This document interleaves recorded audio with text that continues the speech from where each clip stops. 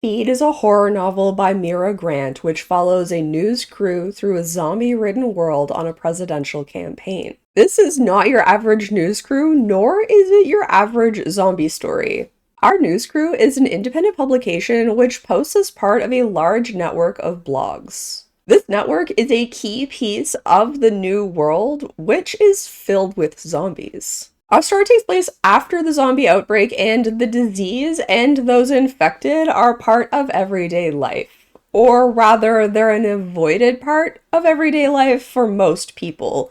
Unless you are getting the news or purposefully putting yourself in harm's way either to save others or just as an adrenaline junkie. Our crew of 3, 1 hard news reporter, 1 adrenaline junkie, and 1 fiction writer, is asked to join the press of one of the presidential candidates. This obviously is a huge boost to their career. What happens on the trail is truly where our story begins. It is not without zombies, danger, and death.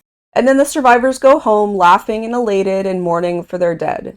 They take off their armor and they clean their weapons, and maybe one of them nicks his thumb on the edge of an arm guard or wipes his eyes with a hand that got a little too close to a leaking zombie.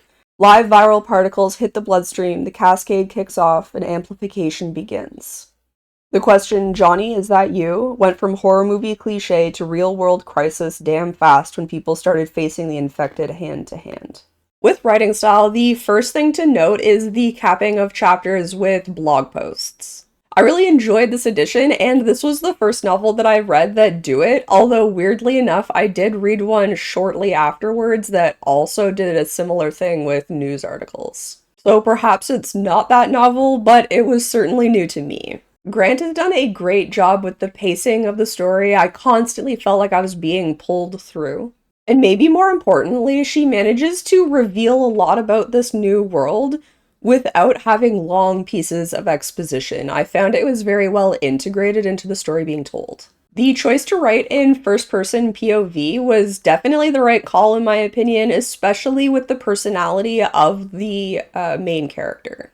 Because Georgia is a newsie, she is constantly thinking that way. So she's constantly analyzing everything that's going on, looking for a story, and therefore her thoughts are very easily explaining to us what's going on, as well as providing that backstory, because she's trying to make those links for when she goes to write later. The narrative style really relies on the tension and pacing created. Once one event is resolved, another mystery or crisis pops up right after. This isn't to say that it's so fast-paced that you don't have a chance to sit with anything. That's what those tense, slower-paced moments are for. There are certainly times where you're sitting waiting for the other foot to drop. And talking about tension, something that I really enjoyed was the mix of this, action and danger-heavy panic with the possibly more broadly relatable, mundane work-based panic. You know, both watching the combat when zombies do show up, as well as the race to be the first to get, write, and post new news. There's quiet moments waiting to make sure that you haven't been infected, and loud, hectic moments with screams, running, and guns. While there are some shocking twists and turns, the reader never feels betrayed. Looking back, you can really see all of the seeds planted for each reveal. One of the big themes throughout this story is truth in the news, and this has always been a really big and important theme, and while this was written a while ago now, I think it's still an extremely pertinent theme for today with mis- and disinformation. This novel follows a reporter hell-bent on telling the truth, the whole truth, and has a distrust for traditional news, and a preference and a job in independent news. And I think this idea of most of independent news being run through personal blogs was really interesting and extremely timely. I wouldn't be surprised if at some point we get back to this where a lot of people are looking to credible independent publications for their news. In fact, I encourage people to do that and should do more of it myself. And of course, I don't mean that personal blogs have fallen out of favor, but a lot of blogs now are definitely more for marketing than they are the original, very personal blogs of, I guess, the early 2000s. I mean, you can look at my current blog to kind of understand what I mean. And this idea that there's this huge network of blogs that kind of adds to the credibility of different blogs and can kind of take away credibility with this idea of community, I think is really important and super interesting. And I think community in general is something we could use more of now, and I suppose probably at the time too.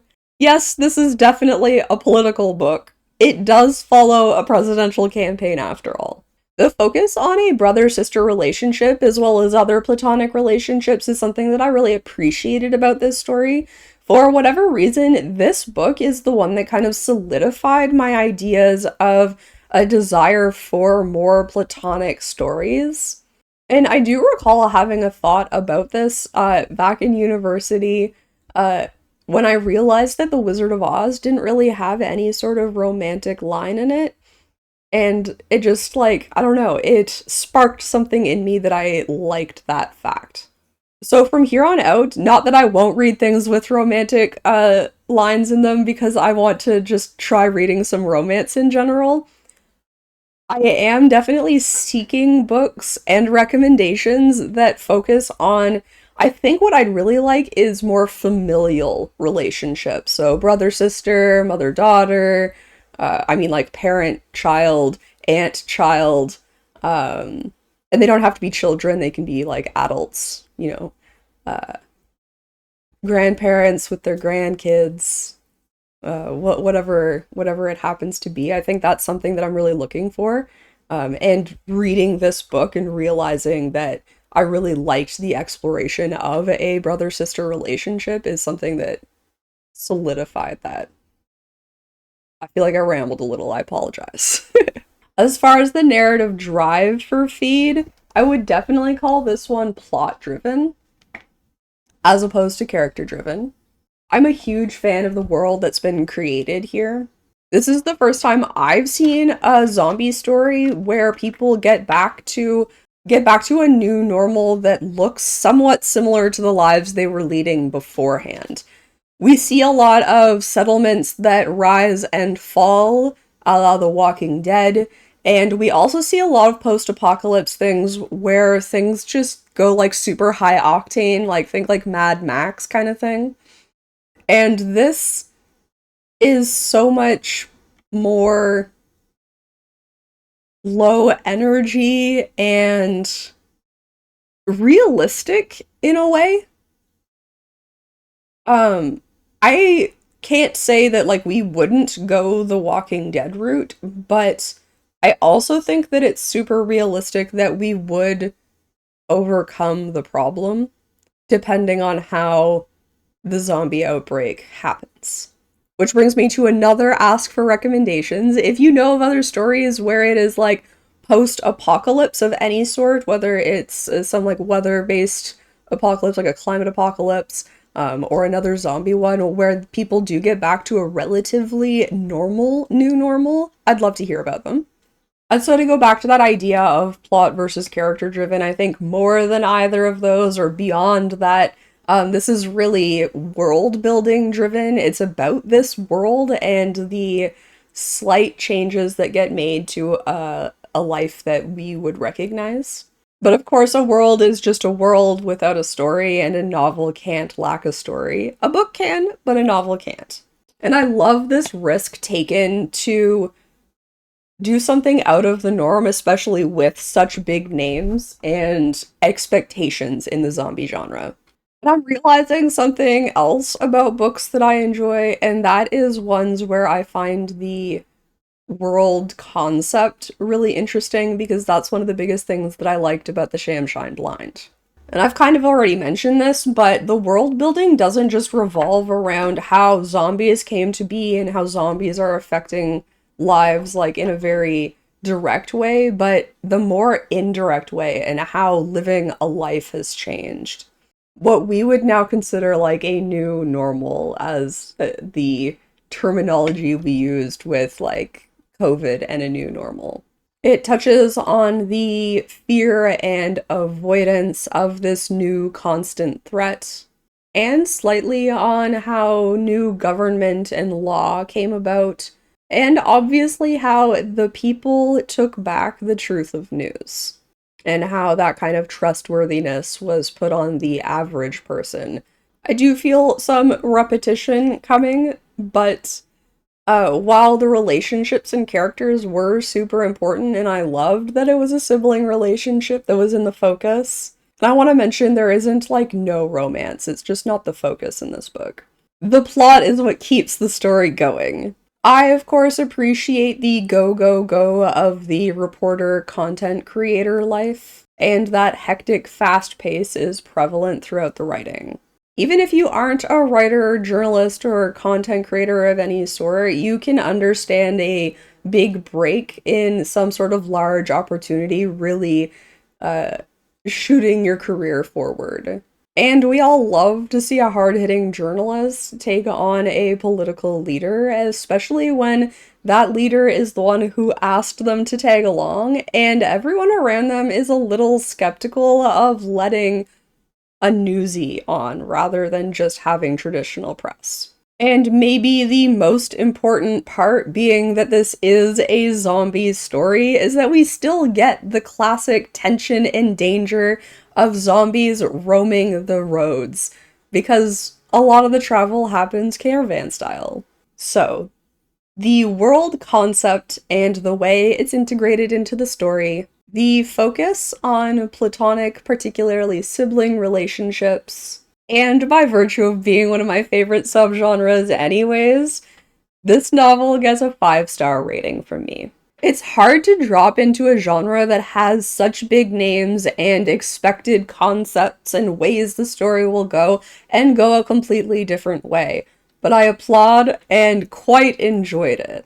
It going this different way is definitely one of the big draws and the reason why I would recommend it to people who enjoy zombie stories, especially those who enjoy it because zombie stories are stories about people reacting to the zombies, not really about the zombies themselves. If you like genres taken in a new direction, sibling relationships and rivalries, and exploring life among zombies, Feed is a book for you. And coming up, we're going to get a little bit more into spoiler territory, so if you don't like spoilers, don't want spoilers, now's the time to turn away. There will be a quote, and then kind of like a title screen, and after that, you're in for spoilers, so be careful. My shot whizzed past the zombie, punching a barely visible hole in the nearest RV. Still moaning, the zombie raised its arms in the classic embracing gesture of the undead, moving slightly faster now. No one's ever figured out how the zombies can tell when their victims are unarmed, but they manage somehow.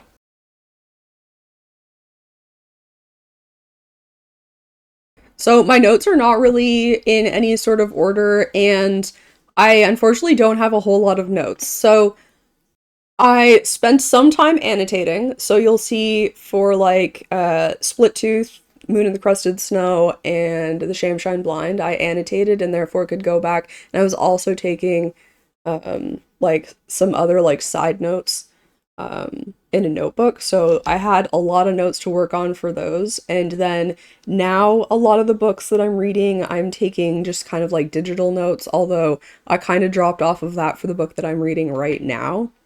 So we'll see how it goes when and if I do a review for that one. Feed, on the other hand, I didn't take any sort of notes, so a lot of this is just coming off the top of my head. And I read Feed definitely earlier this year. I want to say May or June, and it is now October. And my memory is better than it used to be because I don't have the gluten fog, but I'm just warning you that this is maybe not the most comprehensive or organized spoiler section you'll see. However, The virus itself and how it came to be is really, really interesting.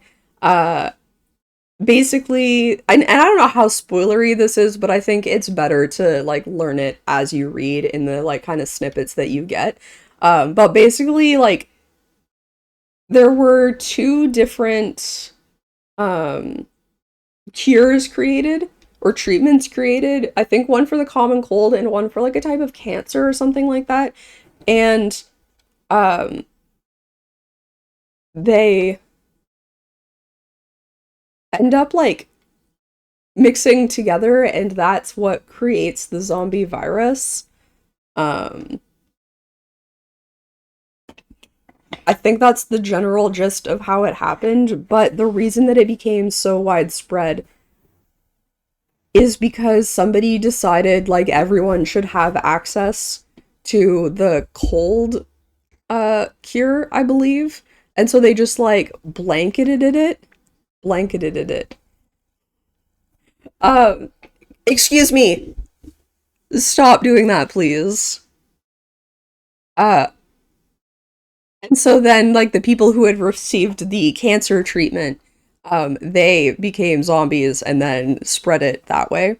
Something else that's really interesting about the virus is that it can sit dormant, and there are like dormant variations that exist. So we find out that there's one in particular that like will remain um, like just in your eyeballs, and you become extremely sensitive to light. And so you end up being somebody who tests positive for the virus, as well as like you're now like chronically ill because um, like any sort of light uh, can and will cause like head splitting migraines. And weirdly, this is something that I really enjoyed being a part of the story as well. Um, because I have migraines. And so having a character that regularly goes through something that I know the pain of all too well was really interesting. The fact that like we are following a disabled person is like an interesting thing to do as well. And I thought it was a cool concept that you could have the zombie virus be contained to a very specific part of your body and continue living on, and basically just crossing your fingers that it doesn't spread. They do use a word, because you can also like get it and not show any symptoms right away, which is why every time that you like enter a place, you get tested. Um, and there's like this idea that there are like different levels of tests. Like some tests are better and are more or less likely to give you false positive, false negative. And like the idea that you can get a false positive where like you're not actually sick, but then everybody just murks you anyway is terrifying, and that's kind of cool. And kind of just like leading from that, there are like laws in place about like when and how people have to get tested. Because like the average person doesn't really like leave their city, uh, maybe even their building, and like all of the buildings, like to get into them, you have to test negative for the virus. So in theory, inside those places, like there's no virus. Uh, but when you are somebody who is, you know, chasing the news or doing um like oh my gosh, I'm struggling to think of his name and I feel so bad. Like do this instead. You're doing stuff like Krat's creatures. The Krat brothers going out and like seeing animals, except you're going out and seeing zombies and showing what they look like and do in the wilderness. Um, you're putting yourself in danger. And I mean, this goes for, you know, military personnel as well. People who are doing the job of keeping the zombies out of the cities. Like, there's different levels of clearance that you can have. And then the like map is like zoned into more and less dangerous places. So to go to the most dangerous places, you have to have like the highest amount of clearance, and therefore you also have to follow all of these different rules, which I'm making an interesting connection right now. Is kind of like places like Svalbard. And I think there's probably places like all over the north that are like this, where it's required that you bring a gun with you, so that if a polar bear attacks you, you can kill it. Um, or hope you can at least. Instead of like running from it and bringing it back to the city, I think is like the main thing. But also, they just don't want people getting killed by polar bears all the time, so you have to carry a gun with you. And so that's like similar to this. Like you're going out to where you know it's going to be dangerous. You're required to bring protection, both in the form of offense and defense. Like you're supposed to be wearing certain PPE, and you also have to bring your own tests. Um, and then of course you're testing before you go back home, and it's just there's a lot of stuff there.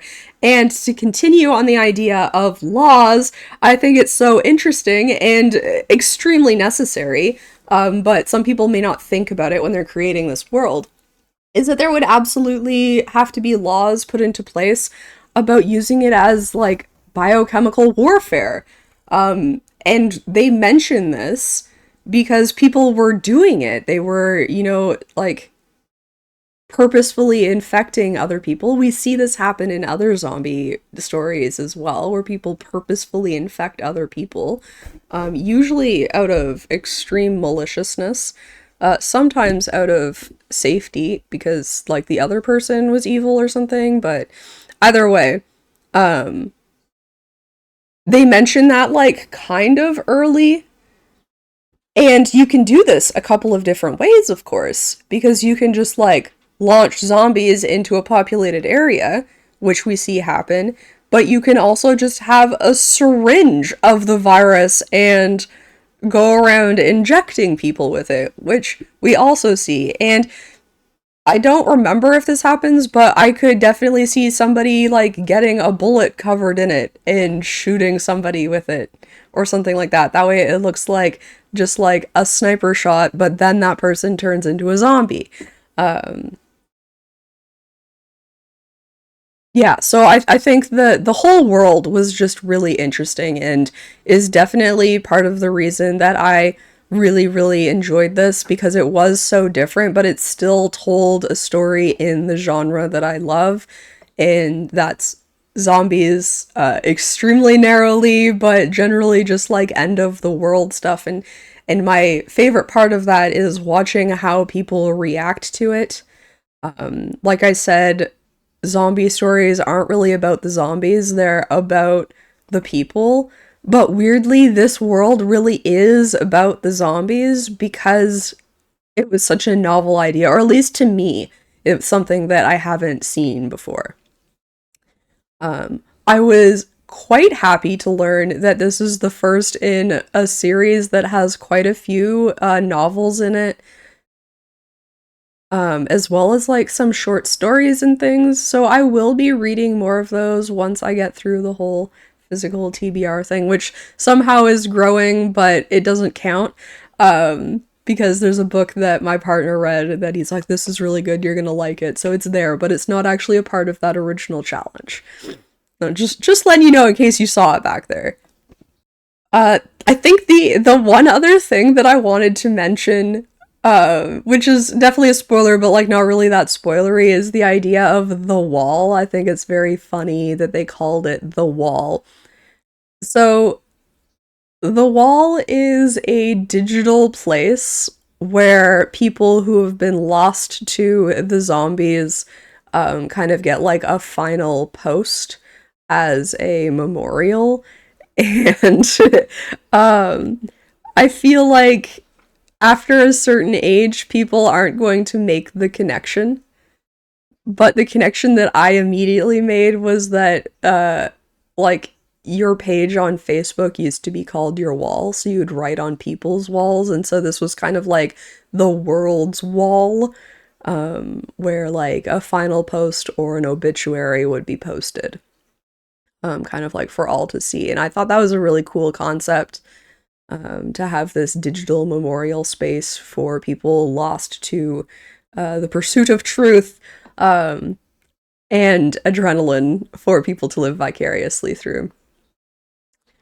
I almost want to reread the book. That's how much I enjoyed it. Even though I just read it, like, I almost want to reread it. Which I might do before I continue the series, because I don't know when that's going to happen, and I'd like to have it kind of fresh in my mind, I think. We'll see. I do think that's all the spoilers I have. However, if you have spoiler chats that you'd like to have, it is okay. I give you permission to write them in the comments. I do ask that if you're going to talk about spoilers in the comments, just to have like the first line of your comment say like the following is a spoiler, because I do want to have a conversation about the book, but I also want it to be safe for people who are coming for a review to see if they want to read it, to not get spoiled, if that makes sense. So just think about your reading community.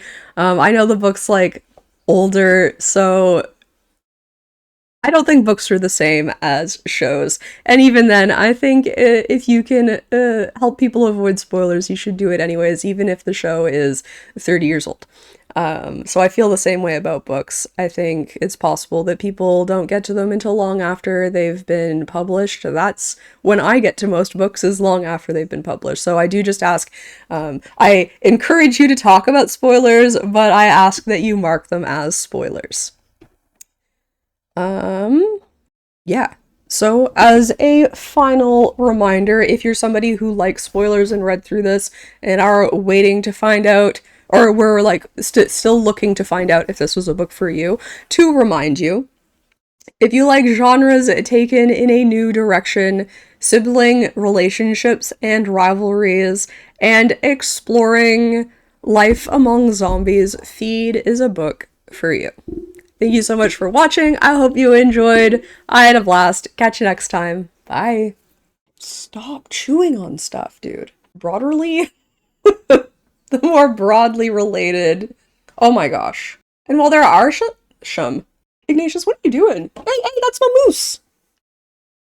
Leave my moose alone. Hey. I know, you're getting drooly. I understand, Ignatius. Please.